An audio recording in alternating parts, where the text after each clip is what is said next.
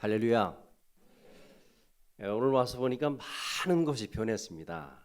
지금 앉아 계신 분들도 제가 모르는 분들이 더 많은 것 같아요. 다 변했는데 변하지 않은 한 가지, 제 신장은 키는 여전하다는 것입니다. 30년 전에 제가 지금 우리 부목사님들처럼 파릇파릇한 그런 몸으로 전도사 생활을 했는데 30년이 훨씬 넘어서 이제는 저는 7년을 남겨놓고 있습니다. 7년 후면 저는 또 이제 은퇴를 해야 하는 세월이 참 빠르지요. 참 이제 오랜만에 그것도 제가 말씀 증거하는 것은 처음인 것 같아요. 원래 지방회장 때 한번 왔었는데 그때는 이원호 목사님이 5분만 하라고 그러셔서 또 만약에 길게 하면 목사님은 뒤에서 잡아다니는 분이라서 그때는 제가 말씀을 충분히 증거를 했으면 하는 그런 마음이 있었지만 아마 정식으로 오늘 말씀이 처음인 것 같습니다. 불러주신 것 우리 목사님께 감사를 드리고요. 여기 보니까 변하기 많이 변했는데 오늘부터 시작되는 모든 순서에 우리 이윤복, 심현석, 한대섭, 이석은 목사님 다 제가 이 전도사를 했을 때 학생이었습니다. 중학교, 고등학교 학생이었는데 같이 이렇게 또 사역을 하게 되고 참 많이 변했다는 그런 생각을 갖게 됩니다. 제가 오늘 말씀을 준비하면서 지나간 저의 그 모든 삶과 그 목회 여정을 돌아보니까 참 어렵게 왔다 하는 생각이 들더라고요. 인생의 과정이 다 그런 것 같아요. 이 주마등처럼 쭉 쳐가는데요. 다시 만약에 그 길을 걷는다면 생각하니까 다시는 그 길을 걷고 싶지 않은. 제가 순복음 신학교에서 이제 2년 공부하고 나서 졸업을 하지 않고 포기했습니다. 이 길이 너무 힘들어서. 그랬다가 또 하나님께서 강제로 부르셔서 서울신대에 들어가게 됐는데 인생의 모든 삶은 다 그런 것 같습니다. 참 힘들고 어렵다. 저를 봐도 그렇고요. 제 부모님들에게 지나가신 모든 생애를 봐도 그렇고 목회 여정을 봐도 그렇고 또 성도님들 가정을 보면 참 힘들고 어려운 그런 과정을 지나는 것을 보게 됩니다. 이스라엘 백성들이 가나안 땅을 들어가는 과정을 여러분께서 오늘 잘 하나하나 좀 기억하시면 좋을 것 같아요. 제일 첫 단계 이스라엘 백성들이 애굽을 떠나는 장면이죠. 출애굽하는 장면. 그리고 그 두 번째 단계가 이스라엘 백성들이 홍해를 건너는 장면입니다. 자, 홍해를 건너면서 그들이 부딪힌 것은 바로 광야지요. 광야에서 40년 동안 방황을 하게 되지요. 그리고 요단강을 건너서 가나안에 들어가게 됩니다. 이 내용이 전부예요. 그 내용을 이제 하나하나 여러분께서 이제 굵은 그 말씀을 제가 드렸으니까 그 처음 출애굽하면서부터 가나안 땅에 이르는 것이 바로 우리 삶의 여정입니다. 우리가 그 과정 속에 지금 있는 거예요. 이 자유를 얻고 안식을 누리는 길인데 그 길은 참 이스라엘 백성들을 보면 멀고 험했다라는 생각을 갖게 됩니다. 자유를 누리기 위해서는 죄에서 해방을 받아야 되고 영원한 안식을 얻기 위해서는 이 가나안 천국에 들어가야 됩니다. 근데 홍해라는 난관이 있어요. 요단강을 건너야 됩니다. 근데 홍해와 요단강 사이에는 숱한 시련들이 그들에게 있었어요. 그러면 그렇게 힘든 시련의 과정이라면 꼭 우리가 이 과정을 통과할 필요가 있을까 하는 생각이 들지요. 그렇지 못하면 늘 애굽에서 멸망과 제약 속에 머물러야 하고 또 그 가운데서 헤맬 수밖에 없는 것이 우리 인생이라고 말할 수 있습니다.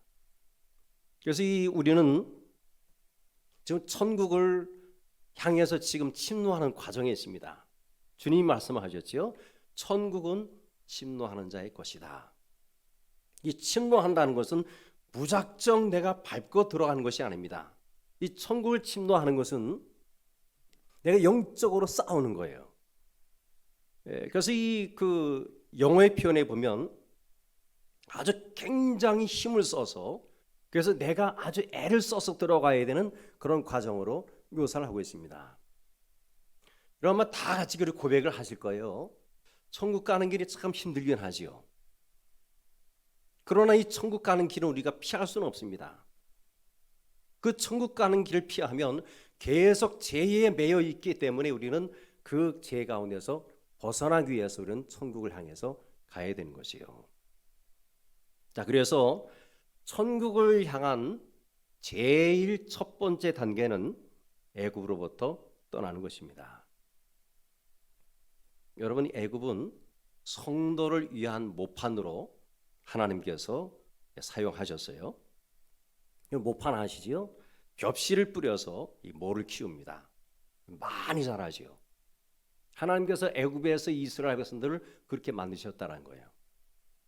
핍박을 받아도 계속해서 바로가 눌러도 이스라엘 백성들은 급격하게 성장하는 거예요.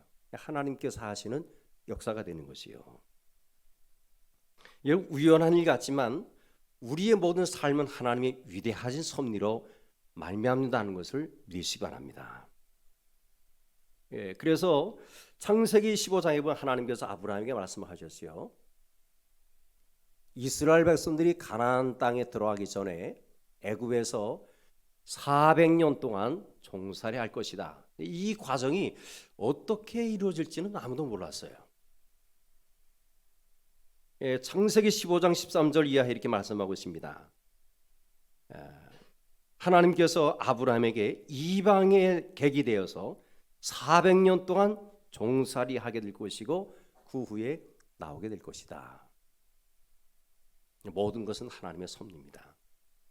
오늘 여러분이 여기까지 오시는 과정도 하나님의 섭리 속에 이루어진 거예요.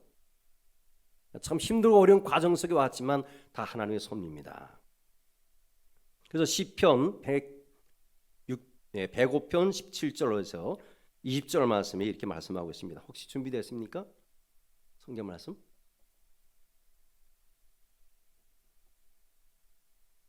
시편 105편 17절부터 20절 말씀.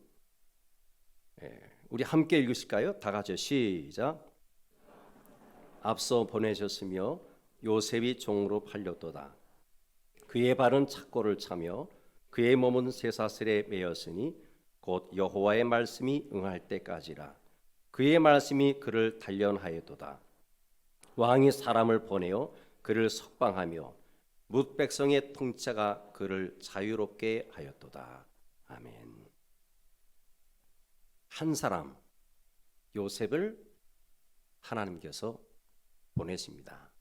그때까지도 어떻게 이런 과정이 이루어질지는 아무도 몰랐어요.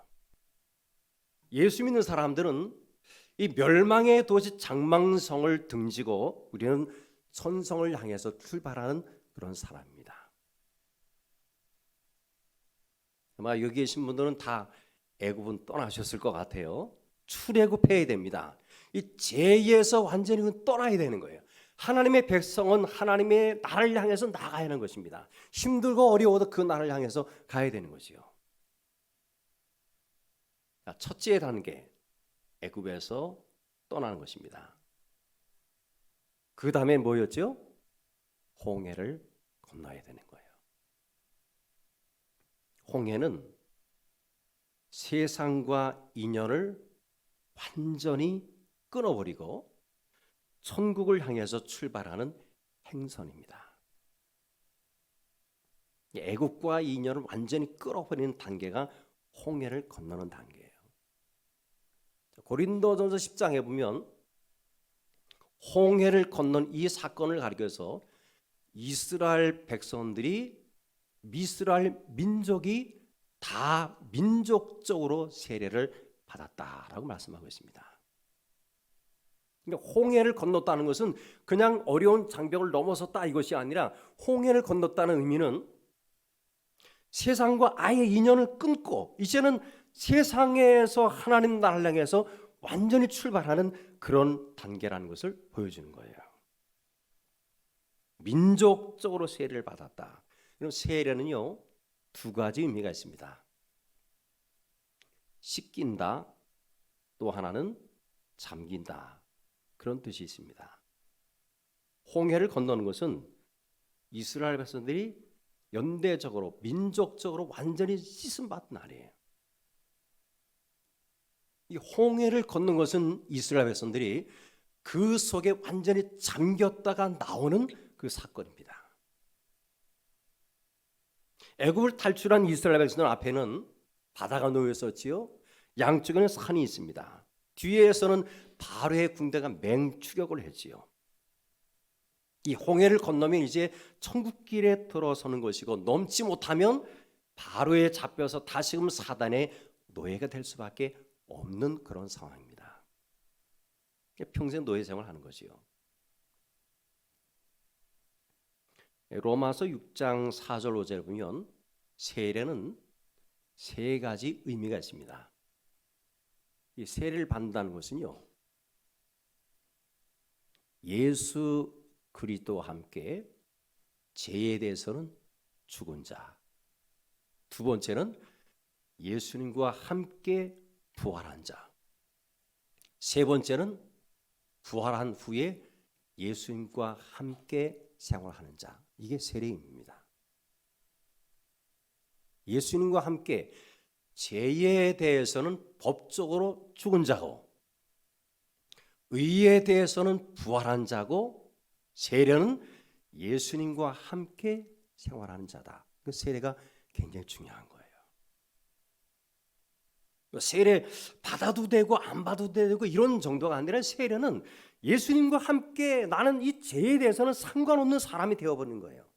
죄에 대해서는 나는 죽은 자가 되고 예수님과 함께 의에 대해서 부활하고 예수님과 함께 생활하는 이 세례의 의미가 있기 때문에 세례는 반드시 받아야 됩니다. 세례를 통해서 우리 육신의 사람은 그리스도와 함께 수상되는 것이요, 영혼의 사람이 예수님과 함께 부활해서 예수님과 함께 살아가는 사람. 그러니까 세례는 가벼운 게 아니에요. 세례는 매우 중요한 거예요. 또 홍해에서의 세례는 중생을 의미하기도 합니다. 요한복음 3장에 주님 말씀하셨죠. 물과 성령으로 나지 아니하면 하나님 나라를 볼 수 없느니라. 물과 성령으로 나지 아니하면 하나님 나라에 들어갈 수가 없느니라. 세례의 의미는 중생입니다. 예수님을 내 마음의 구주로 모시고 내가 거듭나는 중요한 사건이 세례, 이 거듭남입니다. 요한일서 5장 18절 이렇게 말씀하고 있습니다. 화면 띄워주시고요. 하나님께로부터 난 자는 다 범죄하지 않은 줄을 우리가 아노라. 하나님께로부터 나신 자가 그를 지키심에 악한 자가 그를 만지지도 못하느니라 그랬습니다. 할렐루야. 세례는 매우 중요한 거예요. 이 우리가 신앙생활은요, 새 생활 한다고 해서 되는 게 아닙니다. 우리는 인위적으로 어떤 새 생활하고 인위적으로 교육받고 이것이 아니라 우리는 완전히 새로 나야 되는 거예요. 새 사람이 돼야 되는 겁니다.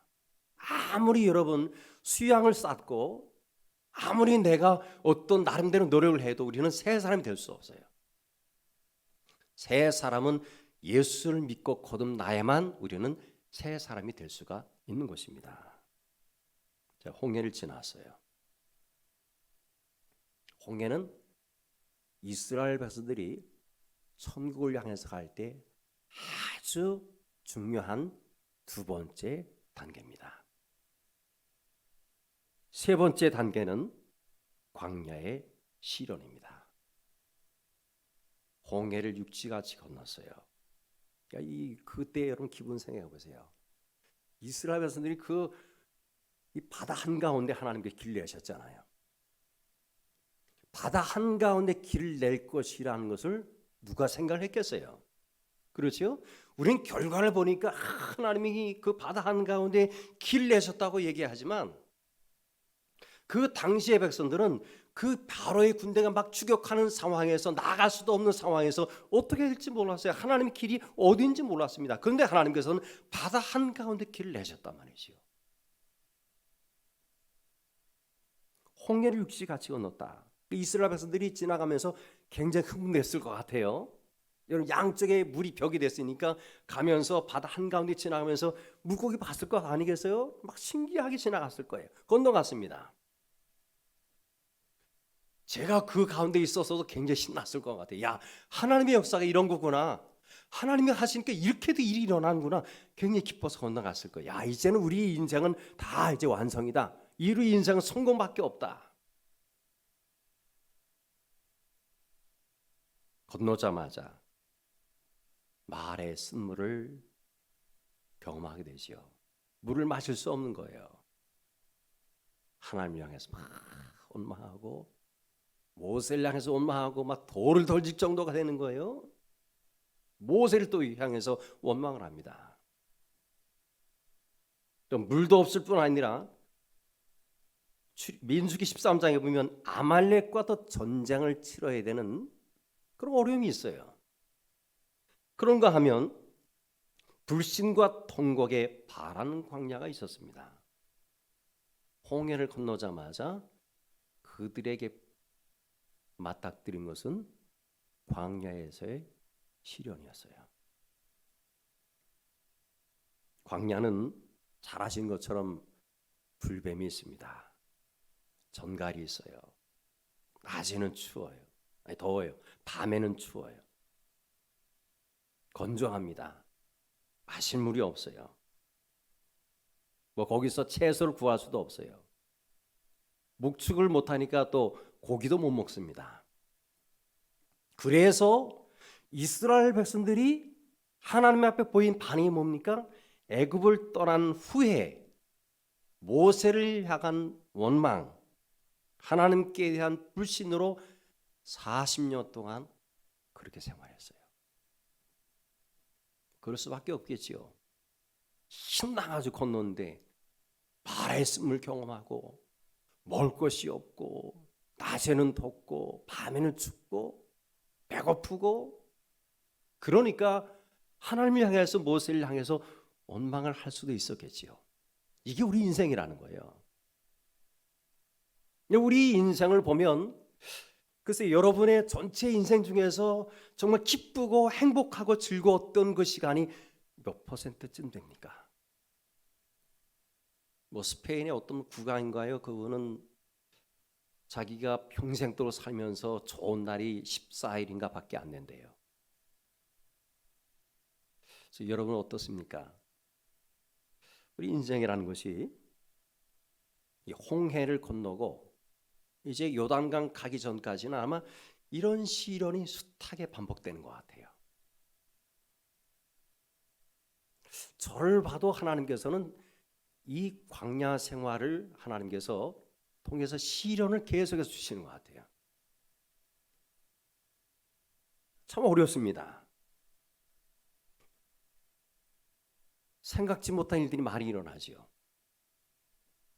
저도 이 목회 여정 가운데 참 어려움이 많았어요.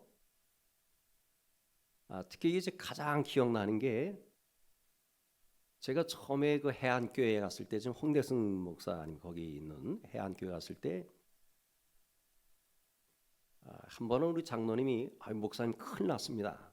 한번 와보세요. 왜요? 그랬더니 그 처음에 종탑이 시멘트라서 쭉 올라갔습니다. 좀 높았어요. 근데 맨 꼭대기 그 스라브를 칠 때 철근을 놓고 콘크리트를 쳤어야 되는데 그냥 통나무를 넓적한 통나무를 건너지르고 그 위에다가 콘크리트를 친 거예요. 그것이 한 30년 이상 됐습니다. 이 막대로 갖다 이렇게 해보니까 쑤셔보니까 이게 막 이 오래돼가 썩어가지고 걱정이 뭔가 하면 이거 괜히 무너지면 그냥 무너진 건 괜찮지만 잘못 옆에 사람이 지나다 무너지면 큰일 나겠어요. 안 되겠다 싶어서 이게 철거를 해야 되겠다. 그래서 이 높은 종탑에 이제 포크레인을 불러가지고 4면 중에서 한 면 남겨놓고 다 이제 이 포크레인으로 작업을 해서 깠습니다. 이제 하나 남겨놨어요. 이 건드려서 밖으로 넘어뜨리면 되는데 마지막 작업에 잘못 건드려서 저 종탑이 밖으로 떨어져야 되는데 이게 안쪽으로 떨어져 버린 거예요. 탁 떨어지면서 교회 지붕이 무너지면서 지붕 아래로 떨어지면서 그 뒤에 보일러실을 완전히 무너뜨리면서 완전히 그 4분의 1이 완전히 무너진 거예요. 여러분 웃으시는 분이지만 그때 저는 울음이 나오더라고요. 울고 싶었어요. 집사람 막 옆에서 울었어요. 너무 속상하니까. 그거 얼마나 난감한지 어떻게 했었나 하여튼 다 복구하긴 했는데 처음에 무너졌을 때 여러분 생각해보세요. 이 소양교회가 한 4분의 1을 무너졌다고 생각해보세요. 물론 제 교회가 작지만 왜 그런 일이 일어났을까? 그거 풀 수가 없어요. 우리 인생도 마찬가지입니다. 우리 인생이 겪는 모든 과정 속에서 어려움을 겪잖아요. 어려움은 이게 해석이 안 되는 거예요. 왜 이런 일이 일어났지? 하나님께 질문해도 이건 답이 안 나오는 겁니다. 시련은 우리가 그냥 겪어야 되는 거예요. 거기에 대해서 해답을 얻는 게 아닙니다. 휴 홉킨스라는 분은 이런 말을 했습니다. 고난은 감당해야 될 시련이지 풀어야 될 수수께끼는 아니다 그랬습니다. 그렇죠. 우리가 고난 당할 때 그걸 풀 수가 없어요. 수수께끼로 답을 얻을 수가 없습니다. 그냥 감당해야 되는 거예요. 아마 여러분이 세상 살면서 많은 어려움을 겪을 때 그 겪을 때마다 그냥 그거는 어떻게 답이 없습니다. 그냥 하나님께서 그 주신 시련을 내가 믿음으로 감당할 수밖에 없어요. 그 믿음은 언젠간 끝이 있기 때문에 믿음으로 견디면서 이 시련이 지나갈 때까지 하나님 앞에 기도하면서 기다리는 것이요. 요셉이 시련 당하는 것은 계속된 게 아니죠. 하나님의 말씀이 응할 때까지라 하나님께서 정하신 그 기한만 지나면 그 시련은 끝나게 돼 있어요. 왜 그랬을까? 성경에 보면 이스라엘 백성 출애굽하는 과정을 보면 하나님께서 이스라엘 백성들에게 하나님의 백성답게 합당하게 만드시기 위해서 40년 동안 훈련시키셨어요. 40년입니다. 우리 인생으로 말하면 평생도록 훈련 받아야 되는 거예요. 제 집사람이 저한테 그런 말을 가끔 해요. 어떻게 결혼하고 나서 사람이 달라지지 않느냐고. 제가 그러죠. 하나님 나라 갈 때까지 그럴 거라고. 안 바뀌어요. 바꾸려고 하더니 안 바뀌더라고요. 이게 430년 동안 애굽에서 밴 그 습성이 어떻게 없어지겠어요? 남아 있는 거예요. 그걸 하나님께서 제거하시기 위해서 40년 동안 고난을 주신 거예요. 왜 나한테 이런 시련이 왔을까? 하나님께서 나를 지금 단련시킨 겁니다. 하나님 백성으로 하나님 나라에 합당한 백성으로 만드시기 위해서 내 속에 있는 모든 죄악 근성을 빼내기 위해서요. 얼마 전에 우리 그 교회 어떤 남자 청년이 쏘가리를 한 마리 잡아다 줬어요. 그 옆에 그 갯골이라는 곳인데 거기서 팔뚝만한 쏘가리예요, 정말. 제가 정말 오래간만에 이 잡아보는 이 쏘가리인데요. 칼로 다 이제 배를 땄습니다. 다 따서 그 내장까지 다 빼놨어요. 그런데 집사람이 가서 딱 만지려는 이 쏘가리가 버떡버떡 뛰는 거예요. 제가 깨달았습니다. 여러분 보실 때 제가 육신적으로만 죽은 사람처럼 보이죠? 안 보입니까? 저도 죽은 것 같은데 어느 날 갑자기 저도 모르게 막 일어날 때가 있어요. 이런 걸 죽여야 되는 거예요. 그래서 바울은 날마다 죽노라 그랬어요. 여기 조용해 보이신 것 같지만 몰라요. 집에 가면 여러분 근성이 나올 수 있어요. 여기서 은혜를 받지만 집에 가면 갑자기 그냥 막 튀어나오잖아요. 이게 우리 본성이라는 거지요. 430년 동안 애굽에서 애굽 문화를 배우면서 그 습성에 뱄으니까 이게 한꺼번에 나가겠어요? 서서히 빠져야 되는 거예요. 그것이 우리 광야 생활입니다. 이 땅에서 하나님께서 고난을 주신 이유는 그 모든 것들을 빼내라 이거예요. 잡아 빼는 것입니다. 인간의 습성을 죽여야 되는 거예요. 자꾸 죽어야 돼요. 우리 교회 어떤 집사님이요, 참 선교도 꽤 많이 해요. 혼자 뭐 저도 모르는 선교를 꽤 많이 해요. 이건 좀 바람직하지가 않은 것 같은데 그래도 목사님 알아야 되지 않겠습니까? 그런데 선교를 열심히 해요.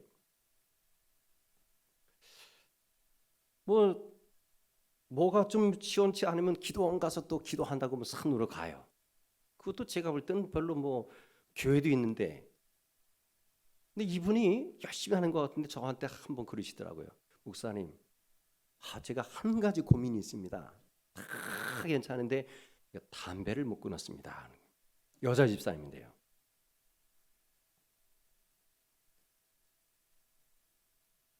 담배를 언제 피웠는지 모르지만 담배를 못 끊었대요. 그래서 아주 애를 쓰는데도 이게 안 된대요. 제가 속으로 그랬죠. 아니 담배를 왜 배워가지고 끊기도 힘든 거를 왜 배워가지고 힘들게 하느냐. 직접 끊으면 또 시험 들잖아요.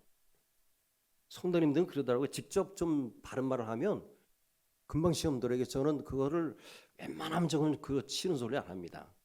하도 시험 당하니까 저는 좋은 말을 했는데 자꾸 그렇게 시험 드는 거예요.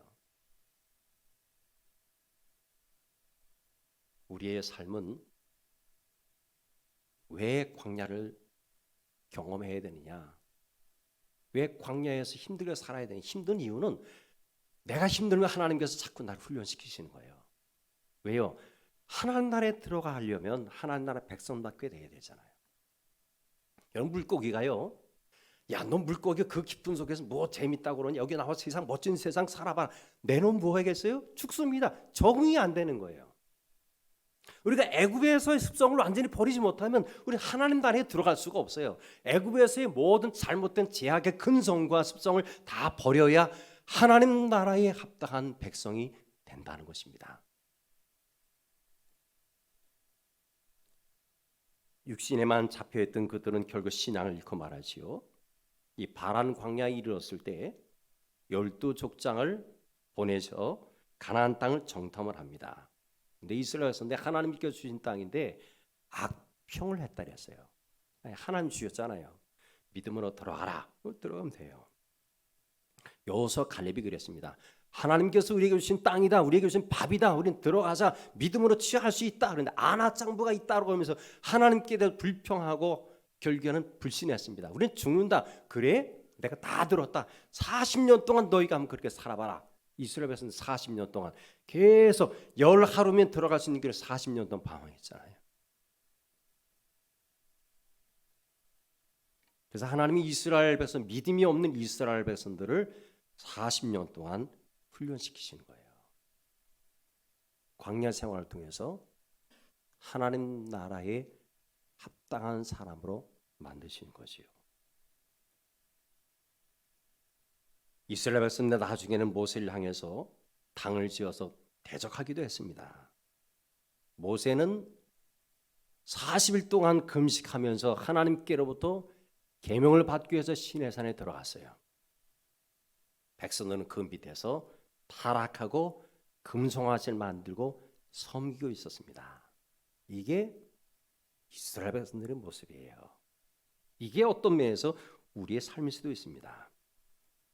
금송아지는 인간 탐심의 구체적인 변형입니다. 탐심이 가득했던 그들은 우상을 섬기는 것이나 다름이 없었지요. 하나님을 섬긴다 하지만 그런 하나님을 섬기는 것 대신에 물질이 우리 속에 들어올 수 있어요. 물질이 우리의 모든 삶을 주관할 수가 있습니다. 여러분의 주인이 누구십니까? 정말 예수님이 주인이 되시길 바라지만 우리도 모르는 사이에 예수님도 필요한 이유가 내 물질 때문에 예수님이 필요하다면 나의 모든 우상은 하나님이 아니라 내가 내 삶의 주인 하나님이 아니라 물질일 수가 있습니다. 물질이 오늘날 많은 사람들의 주인이 되는 것이요. 무서운 세상입니다. 하나님 외에 더 마음에 드는 것.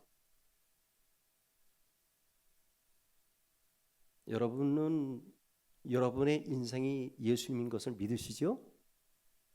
여러분의 자녀들도 예수님의 주인이시길 바라십니까?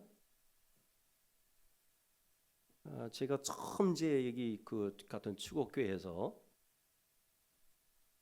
같은 감찰에서 교회를 3번 옮긴 경우는 저밖에 없을 것 같아요. 추곡에서 같은 감찰 해안, 해안에서 같은 감찰 인제, 거기서 3번.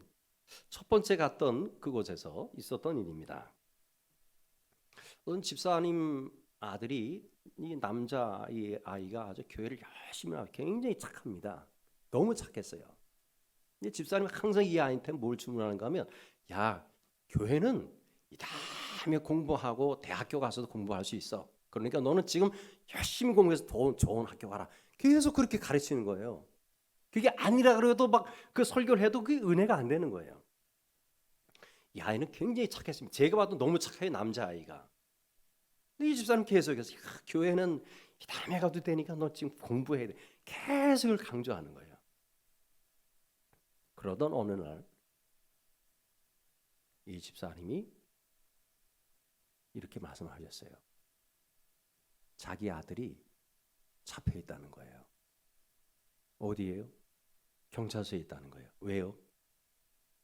그렇게 착했던 아이가 공부만 하라고 계속 주입했는데 이 아이가 자기 친구하고 농협을 턴 것입니다. 걸렸어요. 결과가 이래요. 그 집사님에게 하나님 자리는 없었습니다. 계속 그 집사님은 오직 세상에서 공부해서 돈 많이 벌고 출세한다는 이것이 그 집사님의 생각 속에 강했어요. 결과는 이런 거예요. 우리의 자녀들이 우리가 하나님 앞에 하나님 나라에 들어가기 위해서는 이런 우상을 다 제거해야 됩니다. 특히 교회 안에도 물질이 들어와가지고 물질이 최고라고 생각하는, 물질에 의해서 움직이는 사람이 된다면 하나님 나라의 백성에 합당하다고 말할 수가 없는 것이지요. 중생 이후에 그래서 이런 어려움을 겪고 이런 광야 생활을 계속 겪으면서 우리는 성결이 필요한 거예요. 우리 성결교회잖아요. 성결이 우리의 삶의 목표가 되는 거예요. 우리에게 어려움을 주신 이유를 하나님께서 이렇게 말씀하고 있습니다. 신명기 8장 14절 이하의 말씀 한번 띄워주시기 바랍니다. 다 같이 시작. 네 하나님 여호와를 잊어버릴까 염려하노라. 여호와는 너를 애굽 땅 종되었던 집에서 이끌어내시고 너를 인도하여 그 광대하고 위험한 광야 곧 불뱀과 전갈이 있고 물이 없는 간조한 땅을 지나게 하셨으며 또 너를 위하여 단단 반석에서 물을 내셨으며 내 조상들도 알지 못하던 만나를 광야에서 내게 먹이셨나니 이는 다 너를 낮추시며 너를 시험하사 마침내 내게 복을 주려 하시며느니라. 아멘. 마침내 하나님께서 너무 그 세계가 좋기 때문에 마침내 복을 주시기 위해서 하나님께서 시련을 주셨대요. 여러분 혹시 감당하기 어려운 시험이 있으면 마침내 하나님께서 그 너무 좋은 나라를 주시기 위해서 연단하시는 거예요. 믿음으로 이기시길 바랍니다. 혹시 여러 어려운 분이 있으면 믿음으로 이기세요. 하나님께서 그 나라를 주시기 위해서 그 영원한 생명을 주시기 위해서 연단시키신데요. 연단시켜서 하나님 나라의 백성에 합당하기 위해서 이렇게 돌리시고 그때는 어렵지요. 여러분 저도 시험 다음에 어렵습니다. 저도 힘들고 어렵고 그러나 버티면서 하나님 나라 마침내 그 나라를 주시기 위해서 시험하시기 때문에 연단시키시기 때문에 믿음으로 견디는 거예요. 끝까지 그거 잘 지키는 거지. 여러분 독수리가 그 폭풍 속에서 견디는 거 어떻게 되는지 아세요? 애쓰지 않아요. 쫙 날개를 펴고 바람을 향해서 그냥 가만히 있는 거예요. 독수리가 그 폭풍을 그렇게 해서 이기는 것입니다. 그러면 예수 믿는 그렇게 어려움만 있으면 우리가 신앙생활 할 필요가 뭐가 있을까? 근데 보세요. 이스라엘 백성들에게 생각지 못한 축복들이 너무 많았어요. 하늘에서 만나가 내렸어요. 자고 일어나면 만나가 쫙 떨어져 있잖아요. 메추라기를 주었어요. 광야에서 반석에서 샘물을 주었어요. 구름 기둥, 불 기둥 하나님께서 그것으로 인도하셨어요.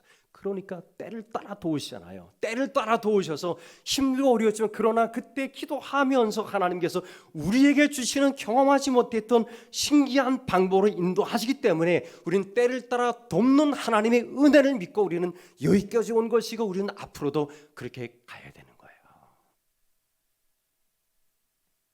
말하자면 광야의 시련은요, 원망과 불신의 사람, 세상에서 애굽에서 욕심껏 성장했던 20세 이상의 사람, 육에 속한 사람 다 죽을 때까지 하나님께서 연단시키시는 거예요. 여러분, 우리는 이스라엘 백성이 그랬잖아요. 20세 이상이 다 죽었다 그랬잖아요. 이게 뭔가 하면 20세 이상이라는 것은 육의 사람이 죽는 거예요. 그들이 오히려 죽을 것이라고 생각했던 광야에 죽을 것이라고 생각했던 자녀들은 오히려 다 살아났어요. 20세 이상이 다 죽었습니다. 그래서 천국에 들어가서 합당한 하나님의 백성이 되게 하기 위한 목적이 거기 담겨져 있다는 것이요. 칼 히티라는 분은 이런 말을 했습니다. 만약 당신이 신에게서 당신을 멀리하는 환락보다도 당신을 신에게로 몰아대는 고난을 보다 더 사랑한다면 당신은 바로 길 위에 서 있는 것입니다. 여러분, 그 하나님을 멀리하는 환락이 있어요. 신에게로 몰아대는 고난이 있어요. 만일 그래도 내가 하나님께서 함께 하신다는 걸 믿고 고난을 사랑한다면 여러분은 바른 길 위에 서 계신 것입니다. 자, 이제 광야를 지났습니다. 마지막 관문이 뭐지요? 요단강을 건너야 되지요. 여기 계신 분들은 다 요단강을 건너셔야 돼요. 40년 동안 광야 시련을 겪은, 그래서 20세 이상의 사람이 다 죽은 것처럼 육의 사람이 다 죽었던, 여러분, 제자라는 것은요, 육의 사람이 죽는 게 제자예요. 육신이 죽고 육의 사람이 죽고 그래서 영의 사람이 돼서 하나님 나라에 합당한 백성이 됐을 때 마지막 관문 요단강을 건너야 되는 거예요. 우리의 그 모든 삶이 요단강을 반드시 건널 수밖에 없는데, 홍해는 여러분, 홍해 율법의 대표인 모세에게 속해서 건넜습니다. 요단강은 여호수아에 의해서 건넜어요. 홍해는 하나님이 갈라놓으신 다음에 이스라엘 백성들이 건넜어요. 그런 요단강은 내가 믿음으로 밟고 들어서야 요단강이 갈라지는 거예요. 요단강은 그러니까 믿음으로만 갈 수 있다는 것이요. 그렇습니다.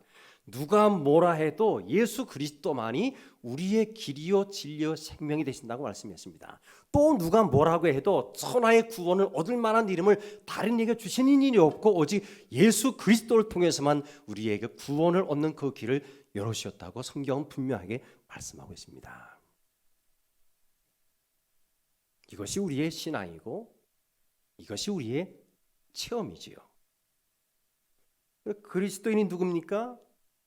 천국을 향해서 가는 철로 역정의 크리스찬이 누굽니까? 가장 나약한 사람이 크리스찬이에요. 우리가 얼마나 약합니까?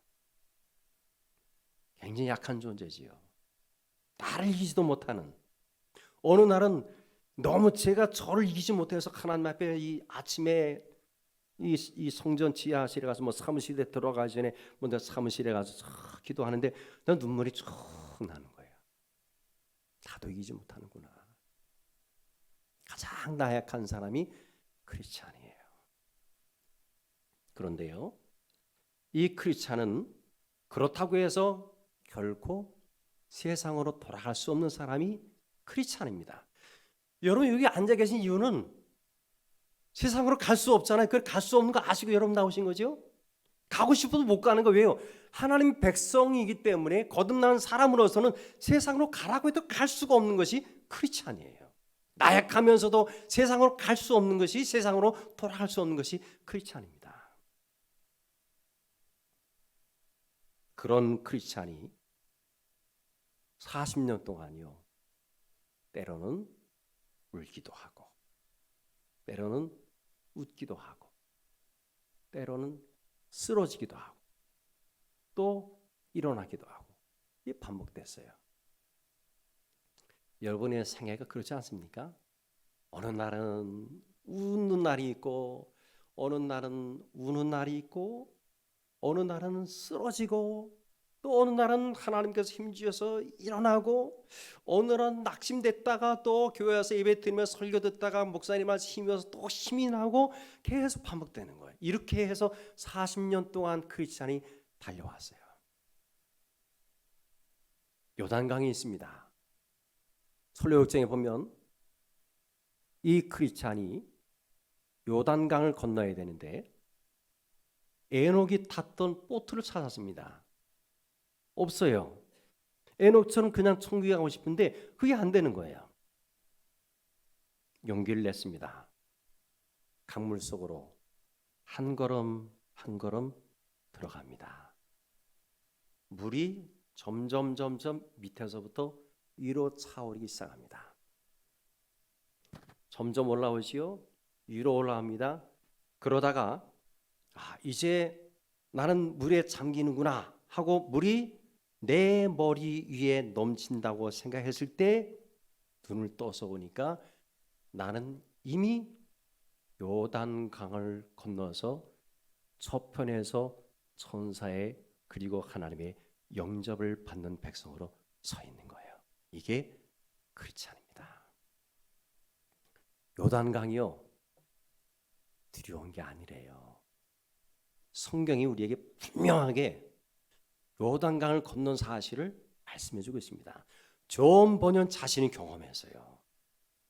이거 죽음이 무서운데 안 죽는 방법 없을까? 아니에요. 천천히 한 걸음 한 걸음 들어가지만 요단강이 나를 돕는다고 그 순간에 나는 천사의 영접을 받는 거예요. 요단강은 두렵지 않습니다. 물론 성서적인 것은 못되지만 구원되었다라는 천사들의 합창이 막 일어나면서 악마 맵시토가 허탈에 빠지는 장면은 하나님의 무한한 사랑을 우리에게 보여주고 있습니다. 누가복음 12장 32절에 말씀하고 있습니다. 적은 무리여 무서워하지 말라. 너희 아버지께서 그 나라를 너희에게 주시기를 기뻐하시니라. 하나님이 기뻐하신대요. 여기 계신 모든 분들 하나님 기뻐하신대요. 이 서양교회 특징 중에 하나는 이 오후 예배, 저녁 예배가 많다는 것이 굉장히 강점이에요. 어디 가도요 이렇게 많이 모이는 교회가 없어요. 오후에는. 물론 어제는 더 많이 모이셨겠지만, 그러니까 제가 이 지하 이 주차장에 차를 대는데도 보니까 가시는 분들이 있더라고요. 가시는 와중에도 끝까지 남으셨잖아요. 이게 쉽지 않아요. 서양교회는 그런 점에 참 하나님의 은혜를, 하나님의 사랑을 많이 받은 교회라고 생각이 되었습니다. 하나님께서 여기에 모이신 예수님의 이름을 모인 이 자리에 계신 여러분들에게 그 나라, 하나님 나라를 주시기를 기뻐하신답니다.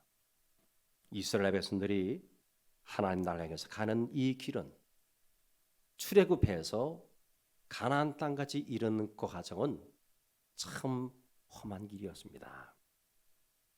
고달픈 길이었어요. 그러나 한없는 은혜와 축복을 받는 길입니다. 우리 찬송에 있지 않습니까? 천성에 가는 길 험하여도 생명길 대난이 은혜로다. 꿈에도 소원이 늘 찬송하면서 주께 더 나아가기 원합니다. 힘드셔도요, 복된 길입니다. 어렵지만 여러분은 하나님 나라라고 하는 이 놀라운 세계를 지금 이 땅에서 경험하고 계십니다.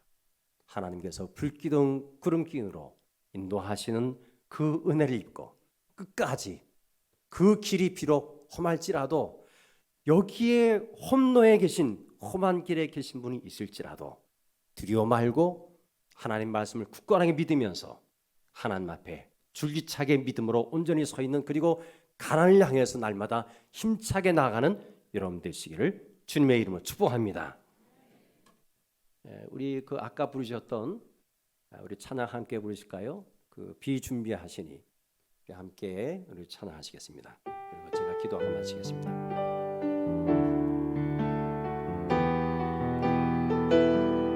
하나님께서 우리를 위대하신 하나님께서 인도하시길 바라면서 찬양하시겠습니다. 우리 주는 위대하며 능력이 많으시, 다 같이 손 들고 찬양합니다. 그의 지혜 무궁하며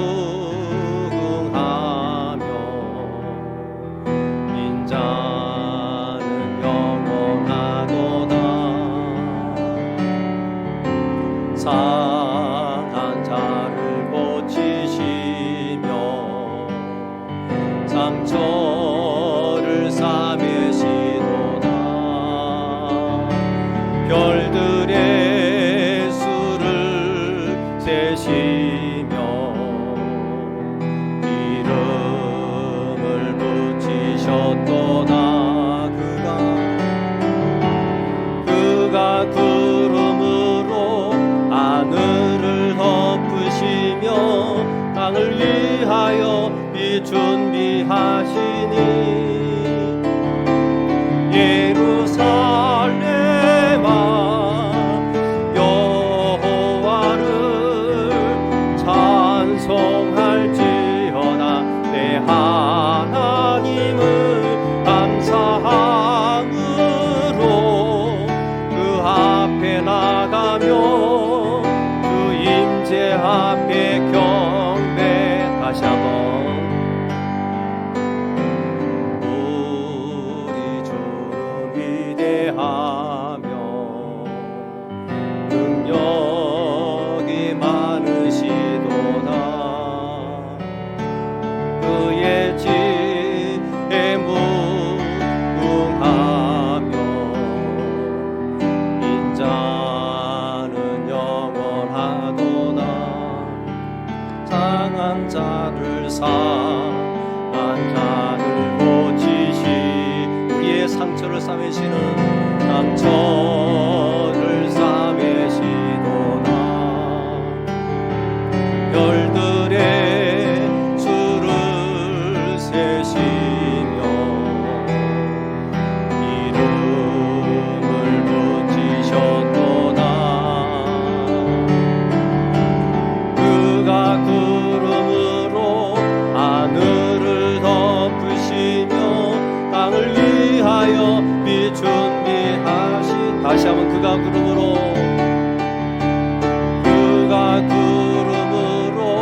하늘을 덮으시며 땅을 위하여 빛 준비하시니 예루살렘아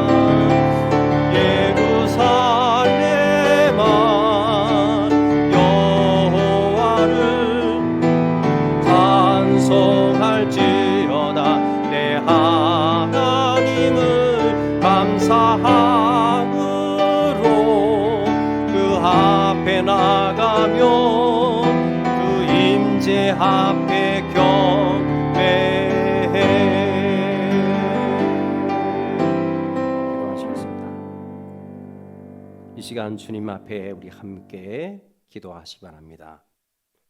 천국 가는 길이 비록 험하지만 늘 하나님께서 구름기둥 불기둥으로 인도하셔서 모든 시련을 이겨내며 하나님 나라에 넉넉히 들어가는 하나님의 백성이 되게 하옵소서. 날마다 육신은 죽게 하시고 날마다 십자가에 내 자신을 죽이고 예수님과 함께 부활의 기쁨을 안고 살아가는 삶이 되게 하옵소서. 지금 함께 우리 주님 앞에 한 목소리로 기도드립니다.